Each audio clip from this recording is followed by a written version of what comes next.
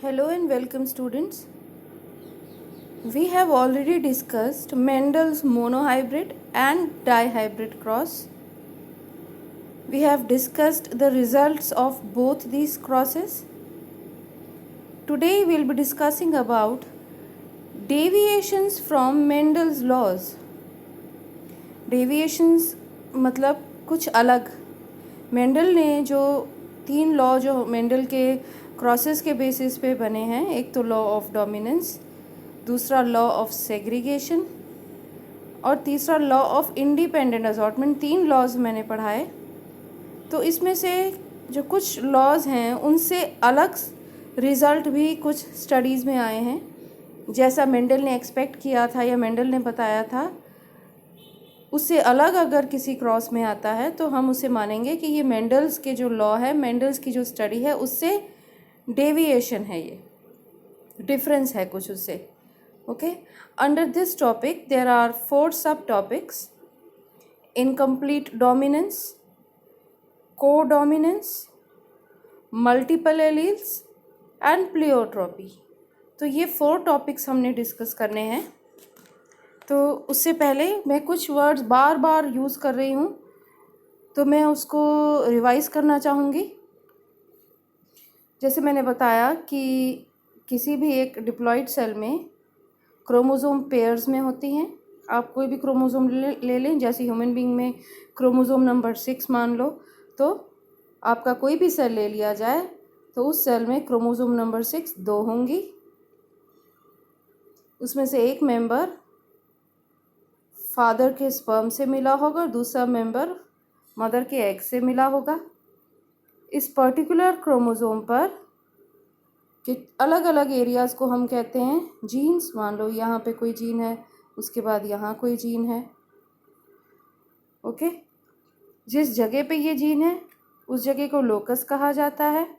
और ये जो दोनों जीन्स हैं, ये और ये, मान लो ये दोनों एक ही कैरेक्टर के लिए रिस्पॉन्सिबल हैं. मान लीजिए शेप ऑफ ईयर, तो ये दोनों आपस में एक दूसरे की एलील्स हैं. अगर दोनों पेरेंट से सेम एलील मिला है, फॉर एग्जांपल ईयर की बात करें तो अटैच्ड ईयर लोब, जिसको मैं ए मान लूँ, और दूसरे से भी अटैच्ड ईयर लोब. वैसे मुझे कैपिटल ए नहीं लिखना चाहिए, चलो एक बार लिख दिया मैंने. दोनों से सेम कंडीशन मिली है तो ये दोनों एलील्स एक जैसे हैं, ये होमोजाइगस कंडीशन है. ओके, मैं इसको होमोजाइगस कहती हूँ जब दोनों लोकस पे एलील एकदम एक जैसे हों, एक सेम ही कैरेक्टर के लिए एक्सप्रेस कर रहे हों. या दोनों अगर फ्री ईयर लोब्स के लिए होते, दोनों पेरेंट से हमें ईयर लोब्स, कान की जो जीन है वो फ्री वाली मिली है कि हमारा कान जो है पूरा अटैच्ड नहीं है टिप पे, तो दोनों से मिली, एफ मिली, तो मैं इसको भी होमोजाइगस मानूंगी.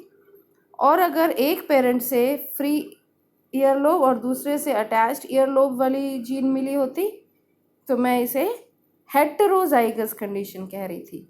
ओके, तो ये जो है 2 वर्ड्स आपने याद रखने, होमोजाइगस और हेटेरोजाइगस. फिर दूसरा मैं जो बार बार रिपीट करती थी, phenotypic and genotypic. Now suppose जैसे यही एग्जांपल ले लेते हैं जो आपने किया है. ये जो मैंने लिखा है ये जीनोटाइप लिखा है कि दोनों एलील्स कौन कौन से, मैंने जीनोटाइप लिख दिया. ठीक है, एक पर्टिकुलर लोकेशन पे ये 2 एलील्स हैं तो जीनोटाइप है कैपिटल टी स्मॉल टी. इसके कारण इस पौधे की हाइट कैसी होगी, वो देखने में कैसा होगा, वो टॉल होगा. तो मतलब एक्सप्रेशन होगी इसकी, और जो प्लांट टॉल बन गया. तो जो ये ऑब्जर्वेबल जो फीचर हमें जो दिख रहा है उसे फिनोटाइप कहा जाता है. ओके, सो ये चीज़ें जो मुझे लग रहा था मैं बार बार हर लेसन में बोल रही हूँ, समझाई भी हैं, लेकिन फिर उसको रिपीट करना चाहिए. So these are some of the things which I wanted to revise. Now coming back to the topic. तो हमने मेंडल के स्टडी से कुछ अलग जो है वो पढ़ना है आज. तो उसके लिए मैं आपको 2 फ्लावर्स दिखा रही हूँ, 2 प्लांट्स दिखा रही हूँ. फर्स्ट ऑफ द प्लांट, ये जो प्लांट है, दिस इज स्नैपड्रैगन, इसका नाम है स्नैपड्रैगन, जो कि कॉमन नेम है, और साइंटिफिक नेम इसका है एंटीराइनम मेजस। ठीक है, स्नैपड्रैगन और एंटीराइनम मेजस।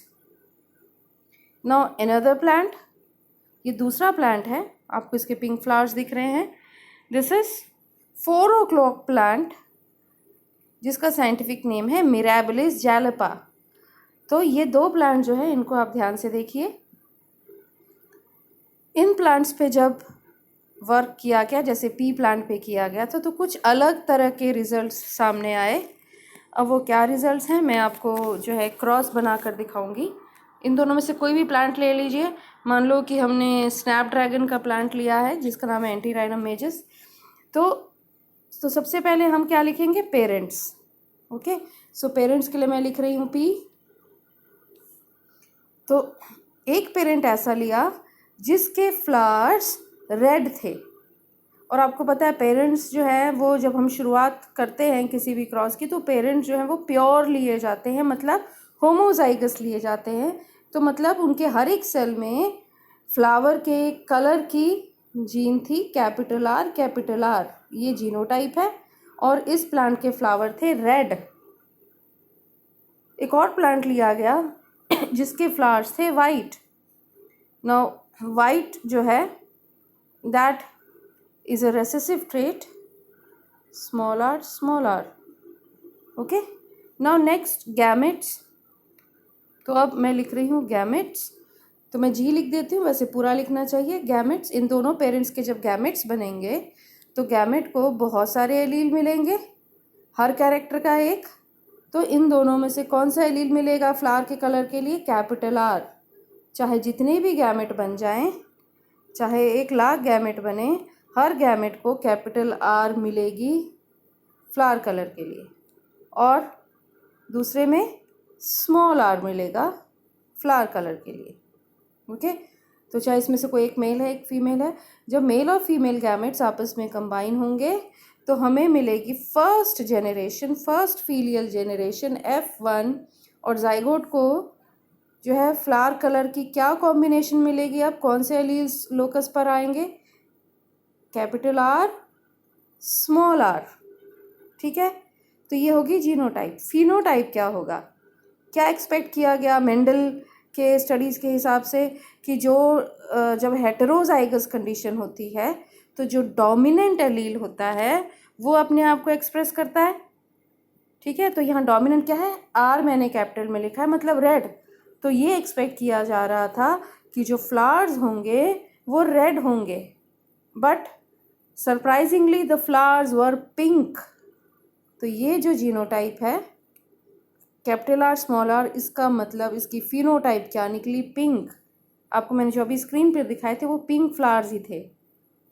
ठीक है, तो गैमेट दो जब कंबाइन हुए, जाइगोट को एक पेरेंट से कैपिटल आर, दूसरे स्मॉल, मतलब एक से रेड कलर वाली जीन मिली थी एलील, और दूसरे से वाइट कलर वाला एलील मिला था। रेड वाला डोमिनेंट होता है, तो सोचा गया था कि फ्लावर कलर रेड होगा, बट फ्लावर कलर्स रेड नहीं, पिंक निकले। So this was something different from Mendel's law of dominance. उन्होंने कहा था कि जब हेटेरोजाइगस कंडीशन होती है तो डोमिनेंट एलील एक्सप्रेस करता है, रेसेसिव एक्सप्रेस नहीं करता। तो डोमिनेंट यहाँ पे आर रेड था, तो रेड ने एक्सप्रेस करना चाहिए था। पिंक कलर कैसे आ गया, एक नया ही कलर यहाँ पर आ गया है। तो अब इसकी F2 जेनरेशन बनाकर देखते हैं। तो मैं इसको रब कर रही हूँ। F1 ये जो है अब इसकी सेल्फिंग करी जाएगी, यही मेल पेरेंट होगा और यही फीमेल पेरेंट होगा। So for F2 generation, F1 parent क्या है, capital R small R, selfing है तो फीमेल पेरेंट भी capital R small R. Gametes बनाए तो गैमेट को एक जीन मिलेगी कलर की, आधे गैमेट्स को 50% गैमेट्स को मिलेगी कैपिटल आर।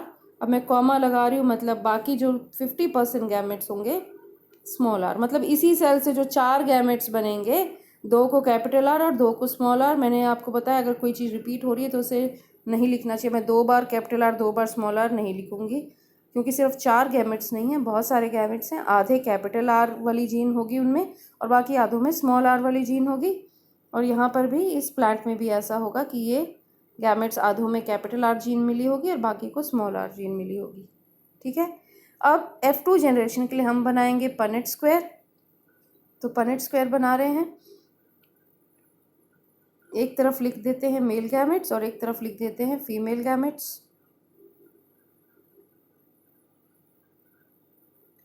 सो capital R small R male gametes, capital R small R female gametes. ये और ये गैमेट आपस में कंबाइन करेंगे तो कैपिटल आर, अगर ये और ये तो कैपिटल आर स्मॉल आर, ये वाला और ये वाला तो capital R small R, and last वाले जो दो बचे स्मॉल आर। तो ये हमारी F2 जनरेशन के 4 पौधे हो गए। तो हर 4 में से एक होगा कैपिटल आर यानी कि रेड। ओके, मैं वैसे ही कलर, ये होगा red. Capital R small R red नहीं होगा, ये होगा पिंक। ये दोनों पिंक होंगे। और जो लास्ट में एक बचा वो होगा वाइट, स्मॉल आर वाइट। तो यहाँ पर अगर मैं जीनोटाइपिक रेशो लिखना चाहूँ तो मैं वो चारों लिख रही हूँ। एक था कैपिटल आर, ठीक है, कैपिटल आर स्मॉल आर, एक स्मॉल आर। अगर जीनोटाइप देखें आपको 4 तरह की जीनोटाइप्स दिख रही हैं। एक कैपिटल आर, दो कैपिटल आर स्मॉल आर और एक स्मॉल आर। तो जीनोटाइपिक रेशियो है 1:2:1। फिनोटाइप देखें तो एक रेड, दो पिंक और एक वाइट। मतलब जीनोटाइपिक और फिनोटाइपिक रेशियो दोनों सेम है, जबकि मेंडल्स मोनोहाइब्रिड क्रॉस में जो जीनोटाइपिक रेशियो थी वो थी 1:2:1 और फिनोटाइपिक रेशियो थी 3:1, 3 टॉल और 1 ड्वार्फ। ठीक है, तो अब ये जो है ये कुछ मेंडल के क्रॉस से अलग आया है। Now what is this actually called? This is called incomplete dominance. ये जो आपको बीच में ये जो 2 केसेस दिख रहे हैं ये रेड होने चाहिए थे, क्योंकि कैपिटल आर यहाँ पर लिखा है, रेड वाली जीन डोमिनेंट है, बट वो कंप्लीटली डोमिनेंट नहीं है। शायद उसमें कोई म्यूटेशन, कुछ चेंज आ गया, उसका जो उस जीन से एक्चुअली जो आगे प्रोडक्ट बनता है वो अपने आप को पूरी तरह एक्सप्रेस नहीं कर पाया, तो इसीलिए जो है वो पूरी तरह डोमिनेट नहीं कर पाया।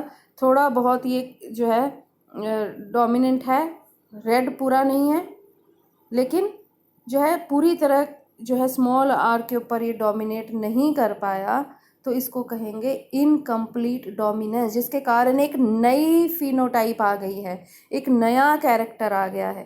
तो इनकम्प्लीट डोमिनेंस में जो 2 एलील्स होते हैं उसमें से जो डोमिनेंट एलील है वो पूरी तरह डोमिनेंट नहीं होता, ठीक है, जिसके कारण वो रिसेसिव एलील को पूरी तरह दबा नहीं पाता। तो इसीलिए एक नया कैरेक्टर आ जाता है जो कि दोनों पेरेंट के कैरेक्टर से अलग होता है। इसको इनकम्प्लीट डोमिनेंस कहा जाता है। तो इसमें जीनोटाइपिक और फिनोटाइपिक रेशो दोनों 1:2:1 है। Okay, so this was incomplete dominance. Now take another example. अब हम एक और एग्जाम्पल लेते हैं। That example is of human blood groups. Human blood group में अगर हम बात करें तो जो है हमारे क्रोमोसोम नंबर 9 पे, 9th क्रोमोसोम पेयर पे हमें ब्लड ग्रुप की एलील्स मिली हैं। आपको पता है एलील्स 2 ही होंगी, एक मेल पेरेंट से मिली, एक फीमेल पेरेंट से मिली।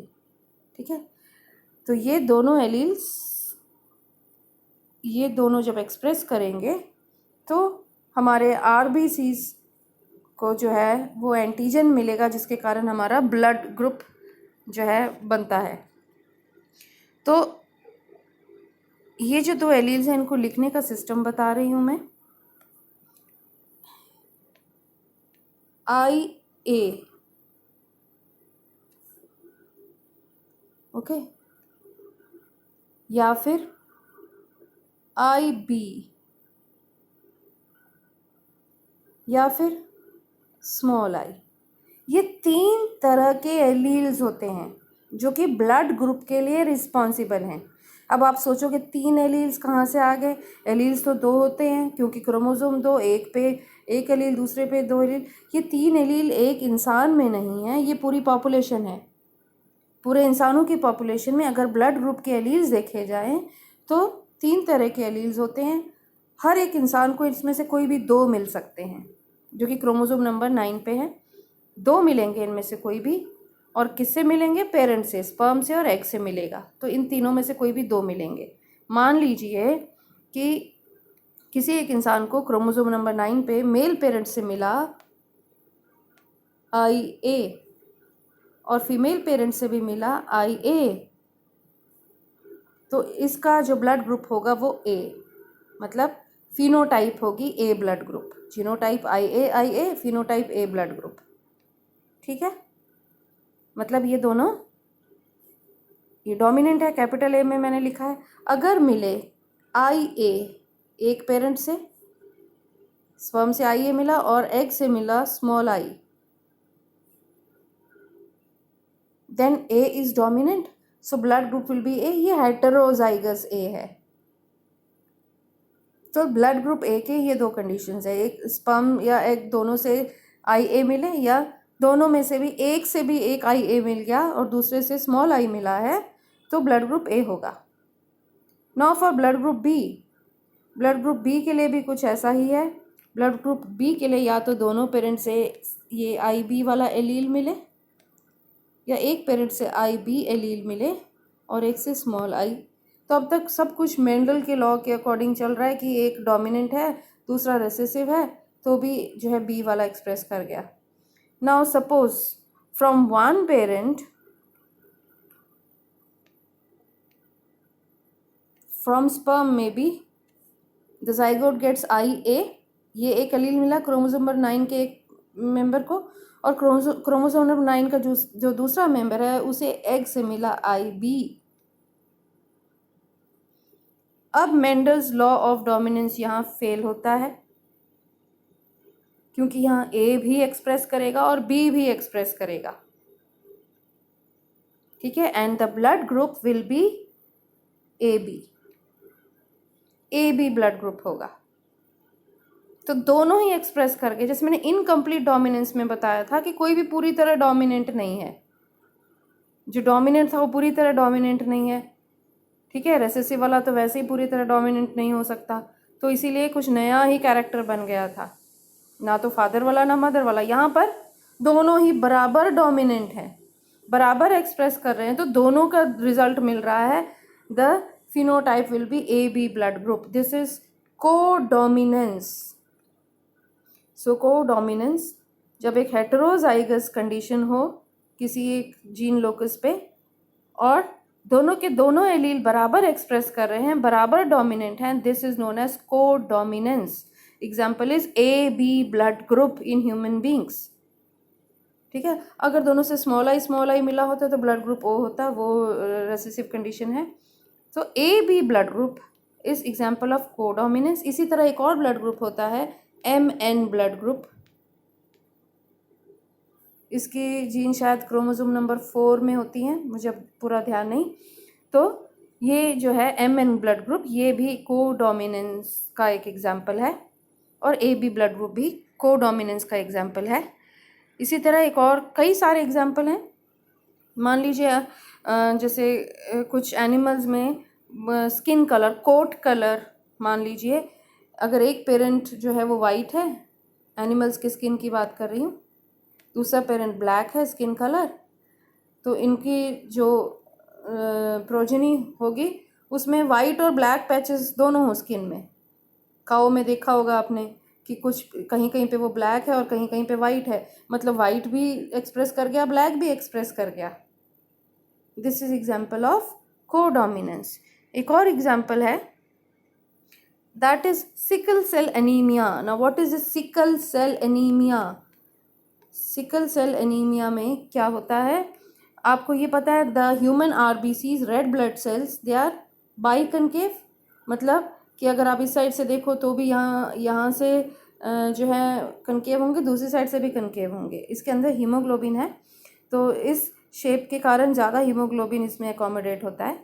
Okay, now sometimes due to some mutation जो है जीन में गड़बड़ होने के कारण जो हीमोग्लोबिन है उसमें 2 अल्फा ग्लोबिन चेन होती हैं, 2 बीटा ग्लोबिन चेन होती हैं। तो जो बीटा ग्लोबिन चेन बनाने वाली जीन है उसमें कुछ गड़बड़ होने के कारण कई बार आरबीसी का शेप सिकल शेप का हो जाता है। ये सिकल शेप है, इस शेप के आरबीसी होते हैं। यहाँ पे ये आप देखोगे तो नॉर्मल ब्लड सेल्स आपको दिख रहे हैं, सिकल शेप ब्लड सेल्स दिख रहे हैं। ओके, तो जो वो हीमोग्लोबिन वाली जीन है, नॉर्मल जीन जो है उसको हम लिखते हैं HbA, और जो सिकल सेल वाली जीन अगर मिली है पेरेंट से तो उसको लिखते हैं HbS। ठीक है, अब यहाँ पर देखें कि अगर एक पेरेंट से HbA मिला है और दूसरे से भी HbA मिला है तो सारे आरबीसीज ऐसे नॉर्मल होंगे। अगर एक पेरेंट से HbA और दूसरे से HbS मिला है तो आधे आरबीसीज नॉर्मल होंगे और आधे आरबीसी सिकल शेप के होंगे। This is codominance. ठीक है, ये भी एक्सप्रेस कर रहा है और ये भी एक्सप्रेस कर रहा है। दोनों शेप के आरबीसी अगर बन रहे हैं, दिस इज कोडोमिनेंस। और अगर दोनों ही HbS होते तो सारे आरबीसी सिकल शेप के होते। ऐसे इंसान का जिंदा रहना मुश्किल है, क्योंकि फिर ऑक्सीजन ट्रांसपोर्ट जो है वो मुश्किल हो जाएगी। So this is another example of codominance. So what is codominance? When in a heterozygous condition both the alleles are expressing themselves equally. तो मैंने आपको इनकम्प्लीट डोमिनेंस और कोडोमिनेंस 2 चीज़ें बताई, दोनों में फ़र्क क्या है। इनकम्प्लीट डोमिनेंस में जो हेटेरोजाइगस पेयर है उसमें दोनों में से कोई भी एलील जो है वो पूरी तरह डोमिनेंट नहीं है। ठीक है, और दूसरी चीज़ कि दोनों में से कोई भी पूरी तरह डोमिनेट नहीं कर रहा। जैसे फॉर एग्जांपल हमने एग्जांपल क्या लिया था, capital R small r, red और वाइट में ना तो रेड पूरी तरह डोमिनेंट है ना वाइट पूरी तरह डोमिनेंट है। तो जो फिनोटाइप मिलेगी, जो रिजल्ट मिलेगा, दोनों का मिक्सचर होगा। और इसका क्वांटिटेटिव इफेक्ट है ना। क्वांटिटेटिव इफेक्ट का क्या मतलब है? अगर मान लो R थोड़ा सा भी ज़्यादा और एक्सप्रेस कर जाए तो जो पिंक कलर होगा वो ज़्यादा डार्क पिंक होगा फ्लावर का, और थोड़ा कम करे, वाइट वाला थोड़ा सा ज़्यादा एक्सप्रेस कर जाए तो कलर जो है वो लाइट पिंक होगा। तो ये क्वांटिटेटिव इफेक्ट है इसका, इनकम्प्लीट डोमिनेंस का। तो आपको जो कलर जो फिनोटाइप मिल रहा है वो एक नया ही फिनोटाइप है, दोनों पेरेंट्स के कैरेक्टर्स का मिक्सचर है। जबकि कोडोमिनेंस में जो एक्सप्रेशन होने के बाद जो फिनोटाइप मिल रहा है वो कोई नया नहीं है, दोनों पेरेंट्स दोनों एलील्स बराबर एक्सप्रेस कर रहे हैं, तो कोई नई चीज़ नहीं आई। जैसे मैंने कहा एक पेरेंट का स्किन कलर वाइट था, एक एनिमल का दूसरे का ब्लैक था, तो दोनों का अगर कोई मिक्सचर आया तो शायद बच्चे का स्किन का कलर ग्रे होता, बट ऐसा नहीं है। ब्लैक भी है और वाइट भी है, दोनों पेरेंट के कैरेक्टर आ रहे हैं, वो कोडोमिनेंस है। तो वहाँ कोई क्वांटिटेटिव इफेक्ट नहीं है। ठीक है, so these were the 2 deviations from Mendel's crosses. कौन कौन से मैंने बताई? पहली बताई इनकम्प्लीट डोमिनेंस। इनकम्प्लीट डोमिनेंस में हमने एग्जाम्पल लिया, जो पहला है स्नैपड्रैगन, जिसे डॉग फ्लावर भी कहते हैं। Snapdragon is also known as dog flower, antirrhinum majus. और दूसरा 4 o'clock प्लांट मिराबिलिस जैलोपा। इसमें हमने क्या देखा कि अगर एक पेरेंट के फ्लावर रेड हैं दूसरे के वाइट हैं तो जो ऑफस्प्रिंग्स हैं उनके फ्लावर का कलर आ रहा है पिंक। और जब सेल्फिंग कराई गई तो हमें F2 जनरेशन में जो है रेड, पिंक और वाइट फ्लावर्स मिले 1:2:1 रेशो में। तो फिनोटाइपिक और जीनोटाइपिक रेशो दोनों ही 1:2:1 थी। देन कोडोमिनेंस में हमने ये देखा कि दोनों पेरेंट्स के जो एलीज हैं दोनों के दोनों बराबर ही एक्सप्रेस कर रहे हैं, जैसे AB blood group, MN blood group और सिकल सेल एनीमिया। इनमें हमने ये एग्जाम्पल्स देखे। फिर इनकम्प्लीट डोमिनेंस और को डोमिनेंस में मैंने फ़र्क क्या बताया? इनकम्प्लीट डोमिनेंस में दोनों में से एक एलील ज़्यादा एक्सप्रेस कर रहा है और एक थोड़ा कम एक्सप्रेस कर रहा है, पर दोनों में से कोई भी कंप्लीटली डोमिनेंट नहीं है। तो जो रिजल्ट मिल रहा है वो मिक्सचर है, एक नया ही फिनोटाइप आ गया जो पेरेंट जैसा नहीं है। क्वांटिटेटिव इफेक्ट है कि कोई ज़्यादा एक्सप्रेस कर गया, मतलब कलर में डार्क पिंक लाइट पिंक ऐसे हो सकता है। को डोमिनेंस जैसे ए बी ब्लड ग्रुप, दोनों के दोनों एलील्स बराबर एक्सप्रेस कर रहे हैं, इक्वल, कोई भी मिक्सिंग नहीं है फिनोटाइप में, मतलब कि जो अगली जनरेशन में दोनों ही कैरेक्टर्स हो रहे हैं, दोनों फिनोटाइप्स दिख रहे हैं, इसका कोई क्वांटिटेटिव इफेक्ट नहीं है। So this was about incomplete dominance and codominance. बाकी हमारे 2 टॉपिक हैं, मल्टीपल एलील्स और प्लियोट्रॉपी, जो मैं अगली वीडियो में आपको बताऊंगी।